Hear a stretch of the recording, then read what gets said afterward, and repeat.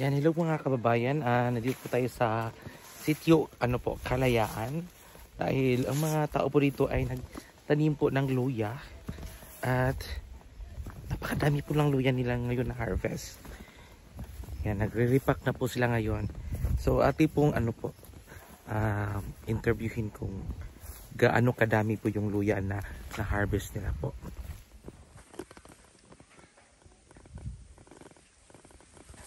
So ito po yung luya nila. Napaka dami po ng luya nila ngayon. Yan, sako-sako po yung luya nila.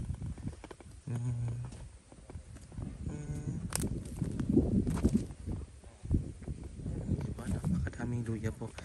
Doon sa may gilid ng kalsada po ay po sila Tunong sir, kanang gapo-gapo may gamay. Nagre-repack po sila ng luya. Nahuman na maghakot te. Ay napay wala ka man eh. Napadi ay. So yun po yung luya nila Napakadami po. At malalaki din yung luya nila Yan. Pare ka ma'am. Yan, di ba? Kani sir. Nag-go kayo siya. Grabe. Tingnan niyo po yung luya. Tingnan sir, ning failure na to. Ha? Ning failure daw kay abono. Kaya bono. Wala pa ni abono? Ipaingon daw ba nga failure. Failure ni? Failure man ito. Failure oy. Bitaw. Wa may abono ani sir. Oy abono. Failure pero dahil malagi kaayo. Aw. Dako man pud ni sir. Ay Dako. man pud ni gyuta. Okay. So Kaingon ko rin bara dito. Girgi ko lang. Okay. So sabi nila failure daw to kahit marami pang luya kasi malaki daw yung area. Saktong pugi. So yung capital ano sabi ni na na wala ra kabalik sa capital. Agay. Tuwon. Ay Diyos ko. Call? Ning ulo tabla-tabla ra. Tabla-tabla na daw. Okay. So wala po daw silang income.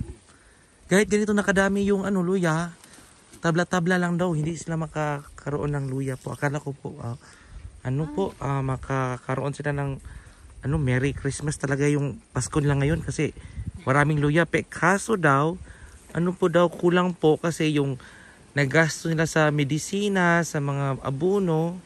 Yan. Wala sir, wala abono sir, mao ning failure. Kaya pala siya failure kasi wala abono. Wala man may ka-finance. Kasi wala doon sa ika-finance.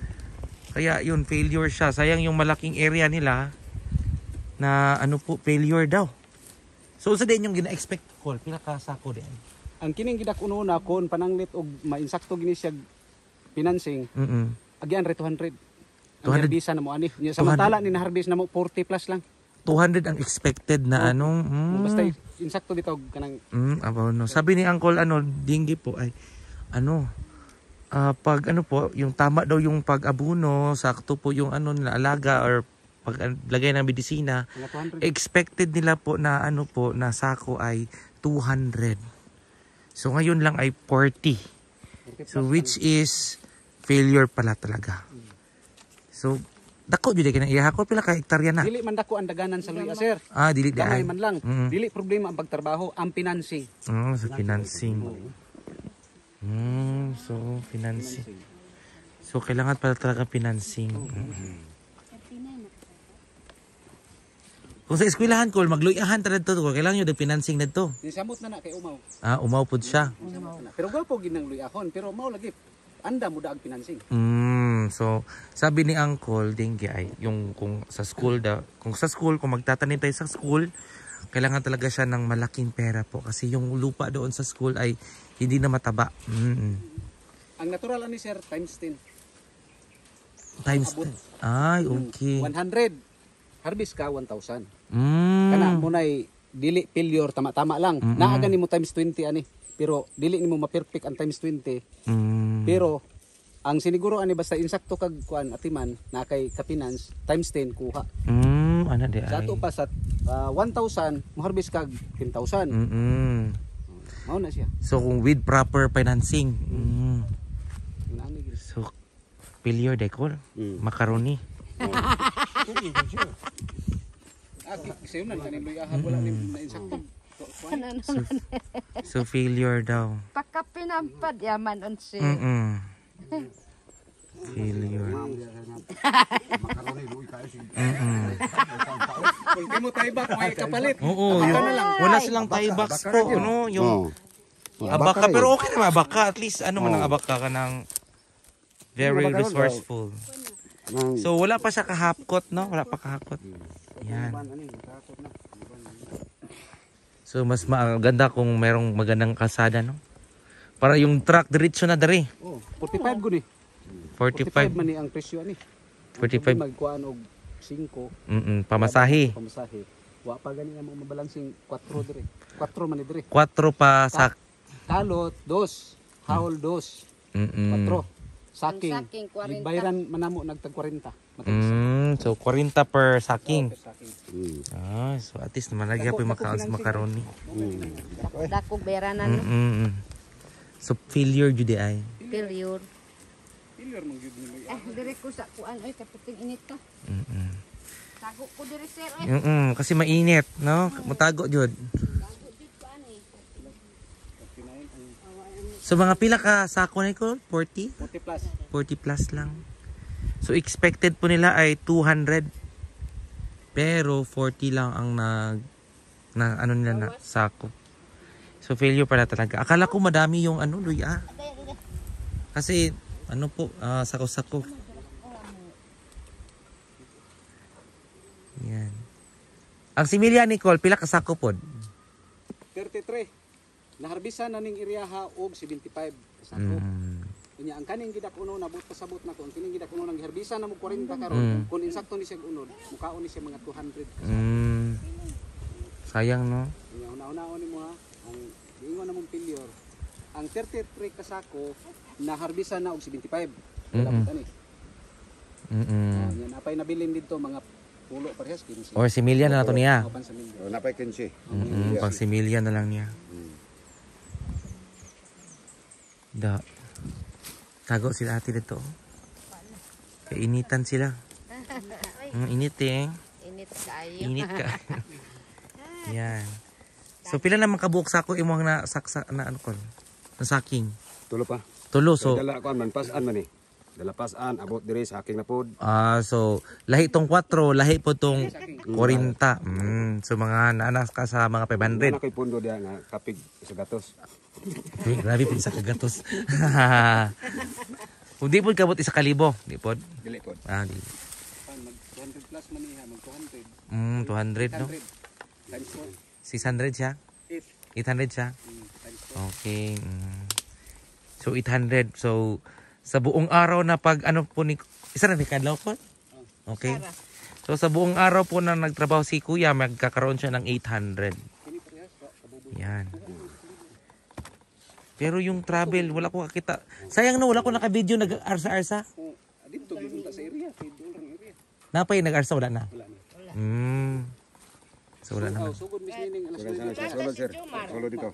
ning kalit mga Pero wala naman kayo mag-arsa na. sobrang libo. Kaya Napay mag-arsa wala na. wa ra isa kadlaw. Napa. Isa kadlaw. Timbang turun dira.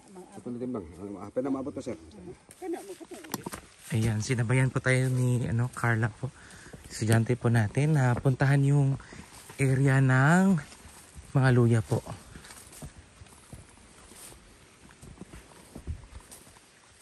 Layo pa te? Layo pa?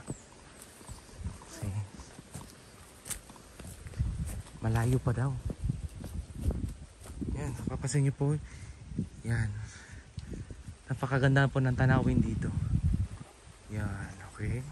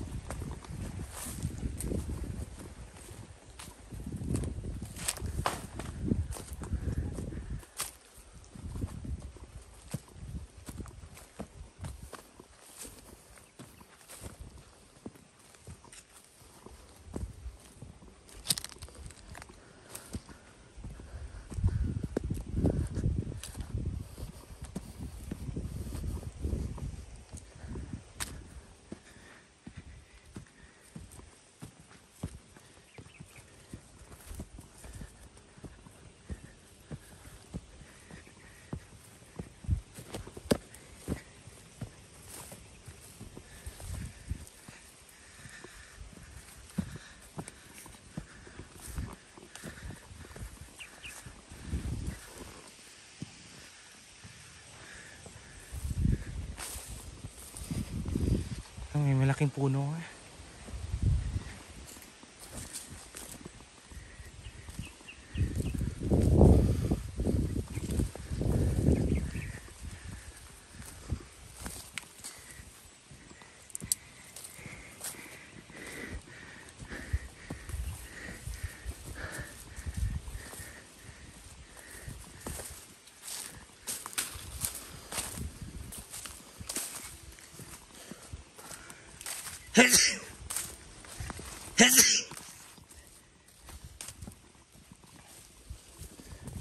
Uy, meron ng mga niyog na nakatanim po.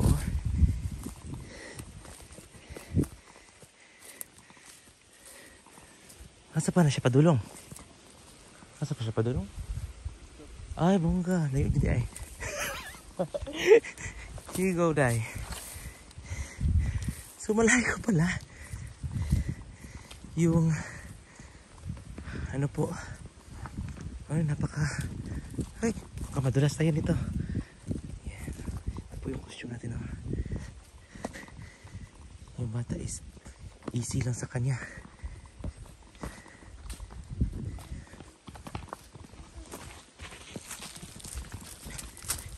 Yan. Yan eh. Uy, ito nga bro. Yan. No, tinatakbo lang yung bata yung ano po ko. Daan. Kahit mahirap. Uy, mayroong kakao na rin sila dito. Oh. Yan, nice. Yan, namumunga na po yung kakao nila dito. Oh. Wow. At meron ding mga mais. Wow.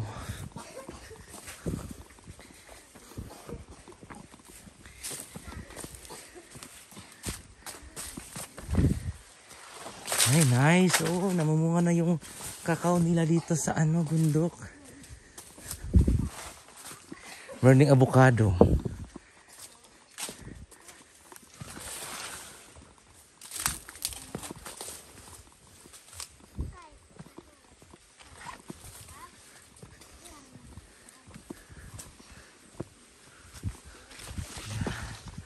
Oh, napakaganda ng view doon, oh.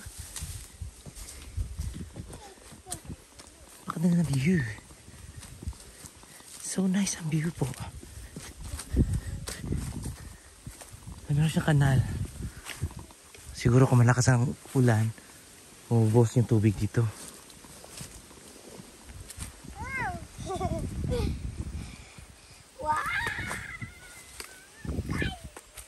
Sige na. Go, go, go.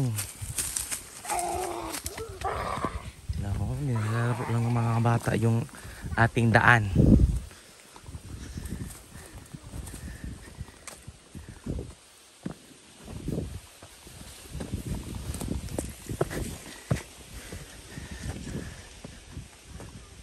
Wow! Bongga po. Napaka-bongga.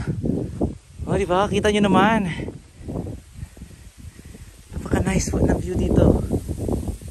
Dito, wala pong tanim mo.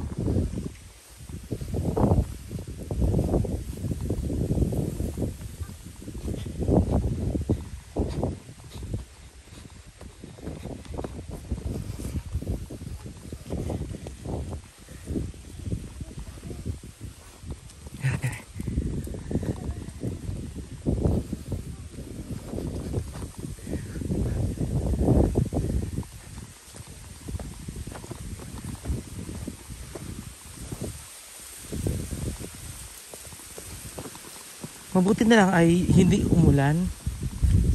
Kapag kasi umulan dito ay tiyak talaga maputik yung daan natin. Diba? Maswerte pa rin tayo kasi hindi umulan.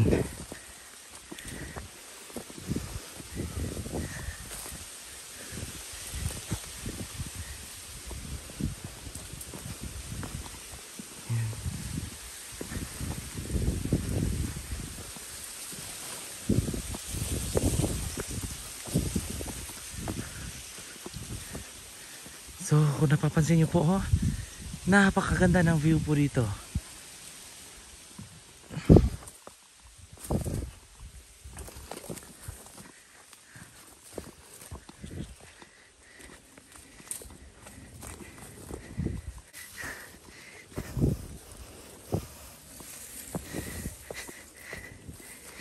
Yan. So, kugo na po dito banda.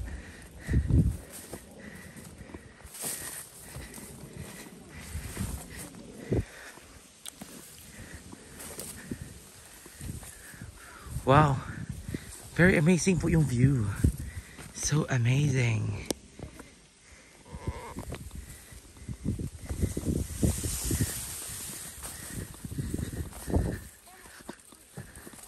Malayo pala yung hinahakutan nila na luya po.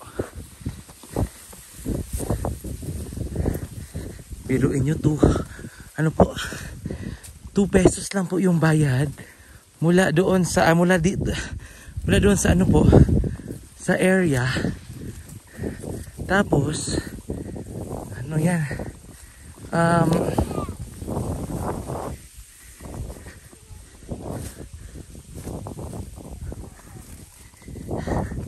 Kakahingan. Okay. Okay, akala nyo po 2 pesos lang yung paghakot mula dito sa ano po, sa farm. At saka yan, ito na po yung farm po. Dito na po yung ano po, pinagkunan po ng luya. So na malayo-layo din. At 2 pesos lang yung bayad sa paghakot.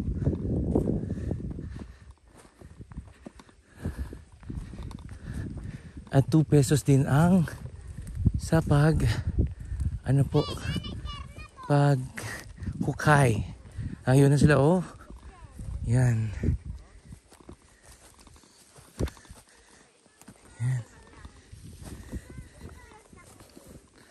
Yan, oh, yun ang kanyang style po sa paghakot.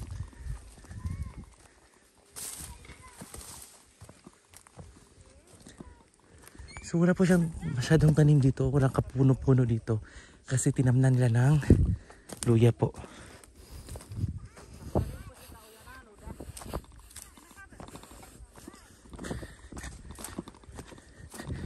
Yan. Mayroon isang papayas dito. Yan. Ngayong hapon.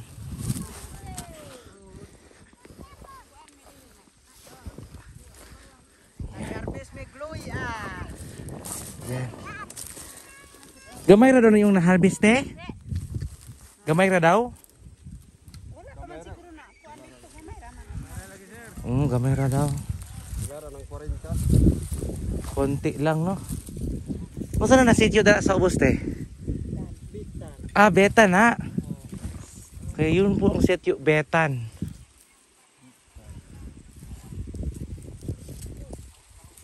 Gumot ka dia pang. Unor do.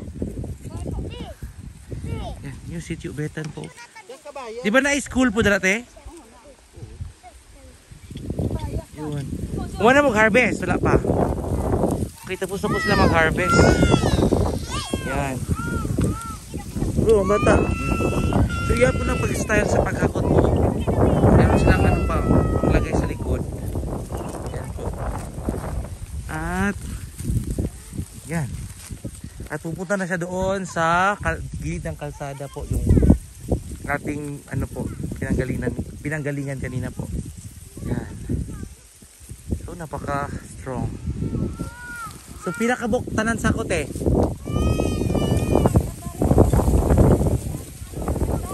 Hindi ba? Tanan nahakot.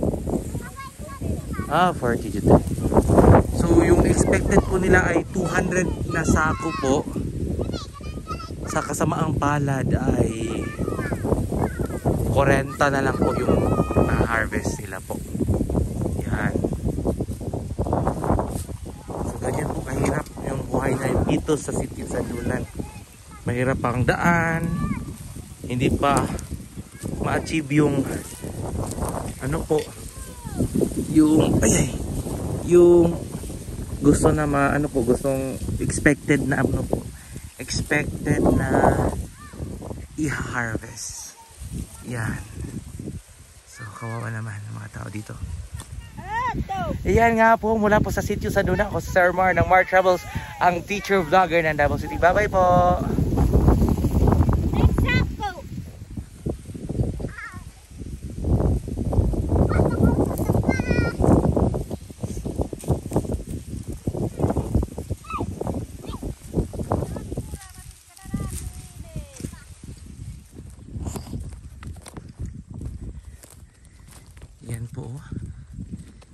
Binubuksan na po niya yung luya po.